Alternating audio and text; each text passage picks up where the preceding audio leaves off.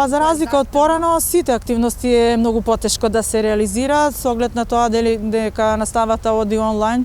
Дури и каде што има физичко присуство, тогаш мора навистина протоколите и мерките да бидат запазени и требаше повеќе време за една ваква организација. Ние уште минатата година имавме идеја заеднички да направиме еден ваков настан, меѓутоа тогаш беа уште посериозни мерките и не бевме во услови тоа да го направиме, меѓутоа ова година и финансиски сме подкрепени од општинскиот совет за безбедност на сообраќај, ги запазивме сите мерки.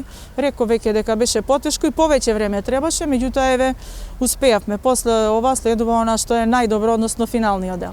Обезбедени се награди за самите учесници, кои што се символични, кои што ќе успеат, значи, на самите ученици да им бидат поттик за самото надпреварување и учество.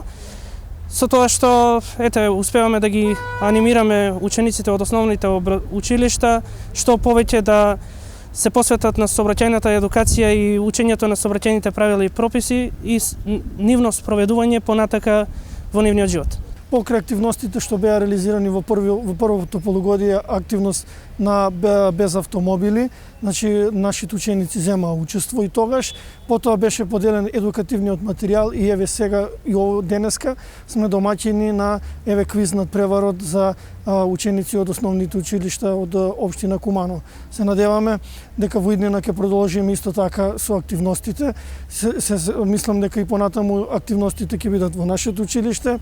Она што е добро, учениците ги почитуваат здравствените протоколи, учениците се поделени по групи, во 3 групи ќе се надпреваруваат, помеѓу групите се врши дезинфекција и се со цел се држи на физичка дистанца и се со цел пред се здравјето на учениците, а потоа да не изостане за време на пандемија едукацијата на учениците и нека победат најдобрите ученици.